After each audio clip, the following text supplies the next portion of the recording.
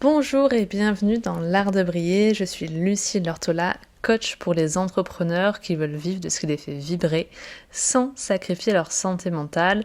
Vous le savez, ça fait 9 ans que je suis entrepreneur, j'accompagne au quotidien des femmes à voir plus grand, à oser plus, à s'affirmer, mais je suis pas là pour vous parler de ça aujourd'hui. Je suis là pour vous expliquer ce qui s'est passé dans ma vie ces dernières semaines, car vous l'avez vu, j'ai été beaucoup moins présente, j'ai sauté pour la première fois depuis la création du podcast plusieurs semaines d'épisodes et j'ai rien posté sur Instagram pendant au moins un mois. Certaines l'ont remarqué, se sont inquiétées, m'ont envoyé des petits messages, merci à elles, notamment à Maureen. Et aujourd'hui, j'avais envie de vous expliquer pourquoi. Je prends enfin le temps de vous en parler et croyez-moi, j'ai beaucoup réfléchi à ce que j'allais vous dire, comment, à quel moment. Ça fait depuis le mois de mars qu'il y a beaucoup de chamboulements dans ma vie et j'ai beaucoup redouté de vous parler de ce dont je vais vous parler aujourd'hui pour plusieurs raisons. Déjà parce que ça me place dans une situation un peu délicate. Moi je suis coach business, j'accompagne les gens, je suis toujours motivée, je peux entre guillemets pas vraiment me permettre d'être fragile ou vulnérable parce que les gens se reposent sur moi. Je suis celle qui porte, qui accompagne, qui gère, qui donne les clés. Et donc quand je vacille, forcément d'un point de vue business et de l'image que je peux renvoyer, il y a quelque chose qui se passe qui est un peu de l'ordre d'un décalage et voilà, c'est pas vraiment la coach vers laquelle on a envie de se reposer. Vous allez voir ce que je vais vous dire plus tard, vous allez voir, ça donne pas vraiment envie. Mais d'un côté, je suis connue pour ma transparence, pour mon authenticité, donc pour moi ça collait aussi de vous en parler. À la base, je voulais pas du tout en parler quand j'étais dans le fond du truc. Quand j'ai su le diagnostic, etc., j'ai pas eu envie d'en parler. J'ai écarté la question avec mes clientes, etc. Mes clientes que j'accompagnais au mois de mars n'ont même pas compris, su que je venais de recevoir ce diagnostic-là. J'ai fait comme si tout était resté normal dans ma vie. Et au final, j'ai quand même eu envie après coup, parce que maintenant c'est derrière moi, je commence à... je suis plus dans le feu de l'action, je suis plus au creux de la vague, donc je commence à pouvoir mettre des mots dessus et à me rendre compte qu'en fait j'ai perdu aucun morceau dans tout ça. Enfin, si, je vais aussi vous en parler, mais que globalement ça va. Globalement la vie continue et globalement on repart comme avant et tout va bien se passer. Deuxième chose, pourquoi je vous en ai pas parlé avant, j'avais peur qu'on me voit finalement comme quelqu'un qui parle de ça juste pour vendre, juste pour faire le buzz, pour trouver le meilleur hook, parce que clairement, si je vous sortais ça dans un post sur Instagram, ça aurait fait une visibilité de dingue. Mais d'un côté, qu'est-ce qu'on dit ? Pour quelles raisons est-ce qu'on le dit ? Et j'avais peur qu'en fait les gens se disent la fille elle nous sort ça parce qu'elle savait que ça allait faire de la visibilité, que derrière elle pourrait vendre son accompagnement. Pas du tout, mon Dieu, heureusement. Et donc je savais pas trop comment me positionner par rapport à ça. Et troisièmement, parce que je suis ultra inconfortable avec le fait de recevoir du soutien. Parce que c'est vraiment pas le rôle que j'ai dans ma vie. Et donc c'était très nouveau pour moi, très inconfortable, et je pense qu'au-delà même de la maladie, c'est ça qui a été le plus dur, c'est de changer d'étiquette en fait. Moi, dans la vie, j'ai ce truc-là, je suis le pilier, je suis celle sur laquelle on se repose, et où d'un coup, en fait, tout le monde prend tes nouvelles, te demande comment ça va, te soutient, t'envoie des messages. C'est mignon, c'est gentil, mais ça a aussi été très inconfortable pour moi, c'est pas du tout un rôle que j'ai habituellement. Et donc, tout à coup, de voir dans le regard des autres et dans leur façon d'être avec nous que on n'est plus la même personne et qu'on a changé d'image, ça c'est difficile à vivre, vraiment. Donc c'est pour ça que je voulais pas en rajouter une couche en disant à plus de monde que prévu. Donc je vais vous dire du coup ce qui s'est passé, qu'est-ce que j'ai à 32 ans qui n'est pas censé être là à 32 ans. En mars dernier, j'ai appris que j'avais un cancer du sein. Cette annonce, évidemment, ça a été un choc pour beaucoup, pour mes parents, pour mon conjoint, pour la famille de mon conjoint. Et beaucoup de personnes se sont inquiétées énormément pour moi parce que, je viens de vous le dire, si je vous dis que j'ai un cancer du sein, vous allez paniquer, vous allez vous inquiéter. Parce que encore aujourd'hui, le mot cancer, c'est tabou et je trouve qu'il est très lié à la mort. On a beaucoup de personnes autour de nous, de proches peut-être qu'on a perdu à cause d'un cancer. Et donc, dans notre inconscient, cancer égale mort. Alors que finalement le cancer du sein, il va toucher une femme sur 7 au cours de sa vie. Donc vous avez forcément des gens que vous connaissez autour de vous, des femmes, des amis, des sœurs, qui vont peut-être être touchées par ce cancer. Sachant que le pronostic de survie à 5 ans, il est de 88%. Donc aujourd'hui, quand on a un cancer du sein, dans 88% des cas, ça veut dire que on va bien aller au bout de 5 ans après, en gros ça va pas changer forcément, notre pronostic vital n'est pas engagé en soi. On a une maladie, elle est traitée et puis la vie continue. Alors bien sûr ça chamboule beaucoup de choses, on va pas se mentir, mais en tout cas le pronostic il est très bon. Donc parce que aujourd'hui, un cancer du sein se diagnostique tôt, qu'on a des moyens mis en place pour le diagnostiquer plus tôt qu'avant. Et donc, ce qui était de l'ordre de nos grands-mères ou il y a quelques années en arrière, quand on savait qu'il y avait un cancer, quand on le trouvait, c'est déjà tellement important que c'était un peu trop tard et on en mourait. Aujourd'hui, on le guérit bien. Et donc ça, c'est important aussi à partager comme message. C'est vraiment un message que je voulais faire passer parce que j'ai ressenti ça. J'ai eu des messages, et je vous en reparlerai, où on m'a dit « Mon Dieu, mais t'es si jeune, tu as des enfants, mais quelle horreur, le cancer, nanana », et où en fait, du coup, toi, t'es en train de comprendre que l'autre personne, elle est en train de sous-entendre que tu vas bientôt clamser. Alors que pas du tout. Ok. Donc oui, ça a été un choc pour les gens, ça a été un choc pour moi aussi, je vais pas vous cacher non plus, j'ai pleuré, j'étais en colère, il y a beaucoup de choses qui sont passées. Mais finalement, moi, ce que je voulais dire aujourd'hui, c'est que le moment le plus difficile, ça a vraiment été le moment entre la biopsie et les résultats de la biopsie. Parce que j'avais des signes depuis un moment qui ont été camouflés par la grossesse, le postpartum récent, plus les diverses grossesses que j'ai eues entre 2024 et 2025. Et donc, quand je suis allée faire un examen de contrôle et que j'ai vu la tête de l'échographiste changer quand elle m'a fait une mammographie et qu'elle m'a dit là en fait madame, on va vous faire une biopsie maintenant et vous allez prendre maintenant rendez-vous avec un gynéco, je suis passée de un numéro parmi tant d'autres dans sa journée, un dossier qu'elle allait oublier, à ok, ça va aller madame, ok, ça va aller, mais là par contre il faut pas traîner, on va faire une biopsie. Et donc j'ai vu en fait que d'un coup elle me considérait vraiment comme un patient. Là je me suis dit, ok, ça va pas, ça va pas du tout en fait. Donc entre le moment de la biopsie où je me suis dit ok, donc là on a vu qu'il y avait quelque chose, j'avais des signes depuis des mois, et donc je me suis dit peut-être que potentiellement on va m'annoncer que je vais bientôt mourir en fait, que ça s'est très étendu, que ça s'est étendu à d'autres endroits dans mon corps et que mon pronostic vital est engagé. Donc quand on m'a annoncé que finalement voilà, madame effectivement, c'est un truc malin, c'est pas très joli, mais ça reste localisé dans le sein, vos cellules elles n'ont pas voyagé ailleurs, donc il y aura pas de chimio ni de traitement lourd en plus. Ça a été un soulagement. Le diagnostic pour moi a été un soulagement. Par contre, c'est vrai que plusieurs canaux étaient atteints dans mon sein. Donc, on a dû procéder à une opération pour enlever tout mon sein gauche. Cette opération a eu lieu fin avril et donc on a fait une reconstruction immédiate par une prothèse. Donc, ce qui fait qu'aujourd'hui, ça se voit quasiment pas. Bon, si on me voit pas à poil, ça se voit quasiment pas. Aujourd'hui, je vais bien. Les suites opératoires ont été assez douloureuses quand même, mais maintenant, quelques semaines après ça, donc 3 semaines là aujourd'hui après ce moment, je peux dire que ça va à la fois physiquement et moralement.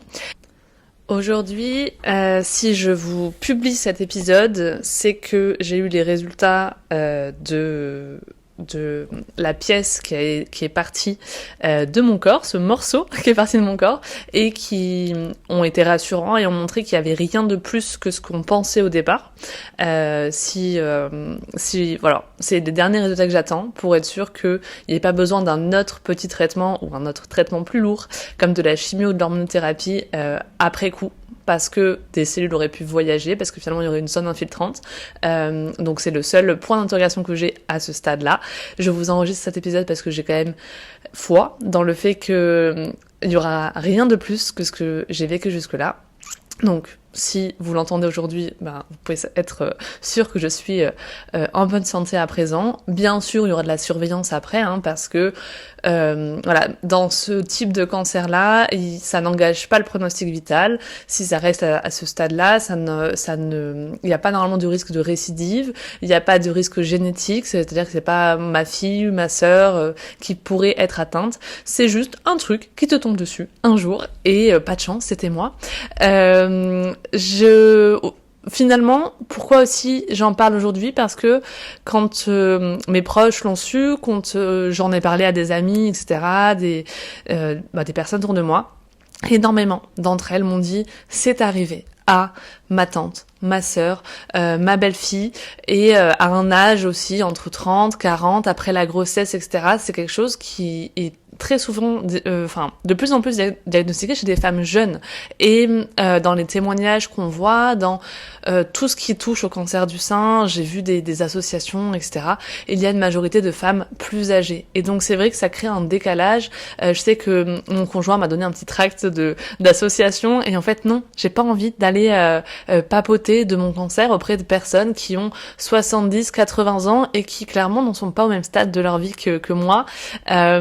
Donc voilà, c'est pour ça aussi que j'en parle, c'est parce que peut-être que vous connaissez une femme qui a vécu ça. N'hésitez pas à lui parler de moi, à lui dire que aujourd'hui tout va bien pour moi, et je ferai même une série sur le podcast pour mettre en avant ce sujet qui est selon moi important, et c'est mon podcast, donc je sais que ça colle pas à la ligne édito habituelle, mais ça fait partie de moi, de ma vie, de qui je suis. Donc pour Octobre Rose, j'ai décidé que je ferais une petite série sur cette pathologie. Aujourd'hui, l'idée c'est pas de vous donner tous les détails et de tout vous expliquer par A plus B, c'est pas du tout là où je voulais en venir, mais en tout cas juste un petit retour sur qu'est-ce que ça a changé pour moi ces dernières semaines. Évidemment, ça a remis un peu les pendules à l'heure, la pression de faire du chiffre d'affaires, etc. Tout à coup, ça m'a paru bien vide de sens, et ça m'a obligée finalement à arrêter vraiment. J'ai été en arrêt maladie, donc je n'ai pas pu publier sur Instagram, je n'ai pas pu accompagner des personnes, et c'était très valorisant pour moi de voir que des personnes que j'avais accompagnées étaient en train encore de construire leur empire, de faire du chiffre d'affaires elles de leur côté, de pouvoir vivre d'un truc qui les passionnait, de pouvoir partir en vacances avec leurs enfants ou en week-end avec l'argent que je les avais aidés notamment à générer. Et ça a été cool pour moi de dire ok, moi je suis à l'arrêt, mais en fait c'est il y a encore des personnes j'ai encore une incidence en fait quelque part sur d'autres personnes, et elles peuvent vivre à travers, même quand je suis arrêtée, elles peuvent vivre des trucs trop cool et s'éclater dans leur business et s'éclater dans leur vie, même quand moi je suis à l'arrêt total. Et j'en reparlerai, mais évidemment ça a été compliqué pour moi de m'arrêter complètement, et de recevoir en fait de l'aide et du soutien sans l'avoir demandé. Il y a des personnes on a reçu évidemment beaucoup de messages, beaucoup de personnes se sont inquiétées pour nous, avec mon conjoint aussi, je le mets dans l'eau parce que ça n'a pas été facile pour lui non plus. Des personnes qui nous apportent à manger spontanément, enfin voilà, on a eu beaucoup de soutien et c'était très chouette, mais en même temps très inconfortable encore une fois pour moi, parce que je suis pas le genre de personne qui se repose sur les autres habituellement, vu que c'est plutôt le contraire dans tout ce que je fais dans ma vie. Et du coup aujourd'hui la leçon finalement que je voulais vous partager est quelque chose qui m'a beaucoup porté. Alors il y en a plusieurs, mais déjà le lâcher prise. En fait, quand on t'annonce ça, quand j'y suis allée vraiment étape par étape. Voilà, tu fais ta biopsie, tu dois pas te poser 1500 questions, t'as ton diagnostic, et ensuite, ok, qu'est-ce qu'on doit faire? On passe par cette étape-là, et voilà, on se laisse un peu porter, on lâche prise, parce que pour moi, c'est le seul moyen de gagner cette étape. Autre chose, c'est aussi une épreuve dans ma vie, mais j'ai pas envie que ce soit ça qui me définisse. J'aimerais que finalement, qu'est-ce que j'en fais de ça aujourd'hui? Voilà, qu'est-ce que j'en fais? Moi, je suis quelqu'un d'assez positif, et c'est vrai que J'ai vu beaucoup de témoignages, de comptes sur Instagram dédiés au cancer, qui sont très larmoyants, très dans les plaintes, etc. Et il y a des personnes qui ont besoin d'exprimer ça de cette façon, et c'est pas du tout du jugement. Juste moi, je me retrouvais pas du tout là-dedans. Et du coup, pour moi, c'était un peu comme la façon dont je l'ai vécu. Je sais que c'est pas un rhume et que c'est une maladie grave, je veux pas être dans le déni du tout du truc, hein, mais demain je dois me casser une jambe, on doit la remplacer avec du matériel, par exemple c'est un truc que mon père a vécu, parce que celle que j'ai là n'est plus fiable et elle ne fonctionne plus, ok, voilà, c'est une opération et ça c'est ok, voilà, ça, j'ai juste besoin de passer vers cette opération. Moi c'est un peu ça, la façon dont je l'ai vécu. Évidemment ça change l'image de soi, évidemment il y a pas mal de rééducation après, etc. Là, je vais commencer la kiné normalement. Mais en soi, comme vous le savez, moi j'étais infirmière dans un centre de cancérologie. J'ai vu des personnes souffrir tellement. J'ai vu des personnes avoir des traitements tellement lourds et longs et être vraiment dans une situation très difficile. J'ai vu des personnes mourir aussi de cette pathologie, que encore une fois, le diagnostic a été un soulagement, et ce qu'il fallait faire pour sortir de cette maladie a été un soulagement. Je me dis, ok, en fait, ça va, c'est facile. J'ai juste une opération à avoir. Certes, on m'enlève un sein, mais franchement, ça va. Donc, j'ai pas envie aujourd'hui, aujourd'hui, à partir de maintenant, je pense que, et j'aimerais que ce soit le plus souvent possible derrière moi. Aujourd'hui, je vous en parle parce que vous méritez de savoir. Ça fera partie de ma vie pour toujours à partir de maintenant. Dès que je me regarde dans une glace, je saurai. J'ai une cicatrice, c'est présent. Et donc, j'ai pas encore tout peut-être digéré, mais à partir de maintenant, j'ai envie de dire, je vais bien.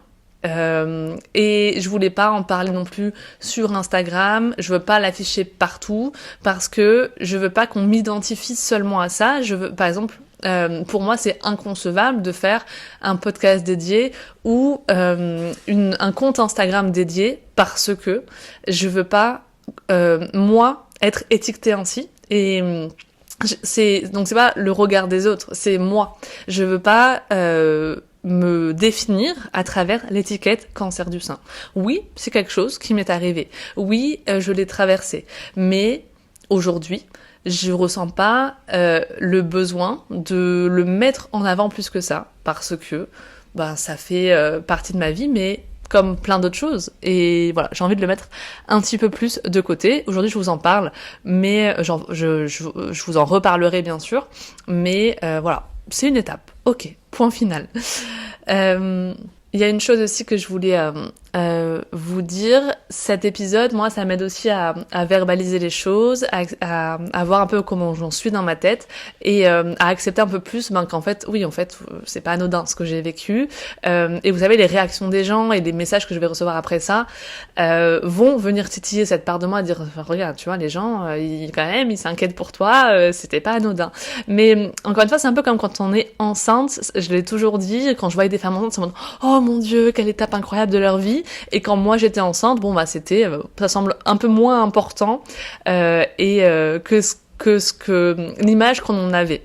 Et en fait, moi, c'est un peu comme ça que je le vis. Finalement, une fois que t'es dedans, ça semble moins grave et moins, oh mon Dieu, dramatique. Finalement, voilà, moins dramatique quand c'est nous que ça touche. Donc moi, je me suis laissée porter. J'y suis allée étape par étape. Aujourd'hui, je vais pouvoir reprendre ma vie d'avant, je vais pouvoir reprendre l'escalade petit à petit, après la kiné, je vais pouvoir vivre normalement avec ce nouveau sein, cette nouvelle partie de moi. Encore une fois, je le verrai tous les jours je serai rappelée à cette pathologie, mais et alors, on continue. J'ai des cicatrices sur mon corps, j'ai des tatouages sur mon corps.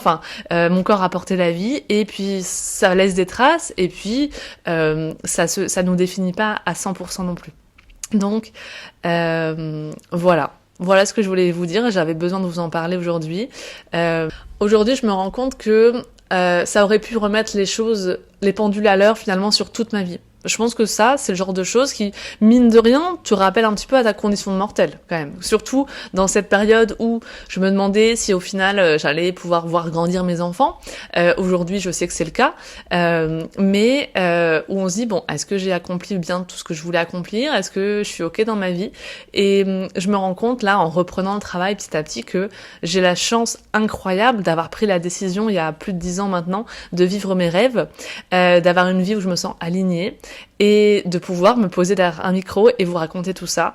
Voilà, je fais un métier qui me plaît à 100%, je me sens à ma place, je reconnais la chance immense d'être entrepreneur aujourd'hui et je sais que c'est pas facile, mais là aujourd'hui quand je reprends cette activité, je me dis waouh, je suis contente et fière aussi d'avoir accompli tout ça. Ça remet du sens. Je me rends compte aussi que le fait d'aider des personnes et des femmes à vivre de leurs rêves aussi, de leur dire et de pouvoir transmettre ce message que t'as pas besoin d'attendre, d'être parfaite, d'en savoir plus pour oser, de les aider à prendre encore plus leur place, prendre confiance en ce qu'elles font et passer à l'action pour réussir à leur façon, hein, bien sûr. Ça colle totalement avec ma vision de la vie et ça, avec ce truc-là en plus, ça me ramène au sens en fait de mon travail.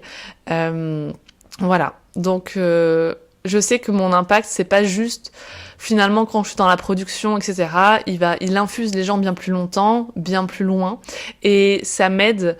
Ça m'a aidé aussi ces derniers, finalement, de devoir faire cette pause et de sortir un petit peu d'Instagram, du business, des objectifs que je me mettais.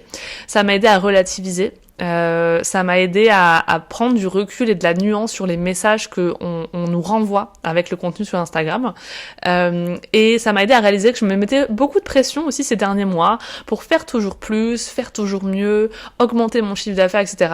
Alors que, mine de rien, quand je prends un pas de côté, je suis en train de vivre certaines des plus belles années de ma vie et j'ai pas envie que mon entreprise devienne une prison ou que ça me stresse ou que ça soit une source de pression. J'ai envie de kiffer ma vie. Alors, je suis quand même quelqu'un qui met en avant le fait que je suis assez alignée et que je prends énormément de plaisir dans mon activité. On me l'a rappelé il y a pas si longtemps quand justement je me plaignais de pas faire assez de chiffre d'affaires, pas assez de ventes. On m'a dit oui mais Lucie, tu fais seulement ce que tu aimes en fait en ce moment. Et c'est vrai. Voilà, donc je sais que j'ai de la chance pour ça et que je vais continuer à faire ce que j'aime parce que je pense que c'est le plus sûr moyen d'atteindre les résultats que je veux atteindre aussi, qui sont ambitieux et qui me ressemblent. Voilà ce que je pouvais vous dire sur ce qui s'est passé pour moi ces dernières semaines. Je donnerai peut-être plus de détails et je reviendrai sur tout ça d'ici quelques semaines, quelques mois avec une petite série. Si vous avez des questions à me poser par rapport à tout ça, n'hésitez pas à me le faire via les messages privés sur Instagram ou par email. Et je vous retrouve dans un autre épisode qui va parler de rien à voir avec tout ça, rien à voir avec la choucroute. Voilà, en tout cas, sachez que je vais bien, que mon pronostic n'est pas en danger et que je reprends mon activité comme si de rien n'était, comme si j'étais guérie d'une fracture de la jambe. Sauf que c'était un autre diagnostic. Je vous souhaite une très belle journée et je vous dis à bientôt.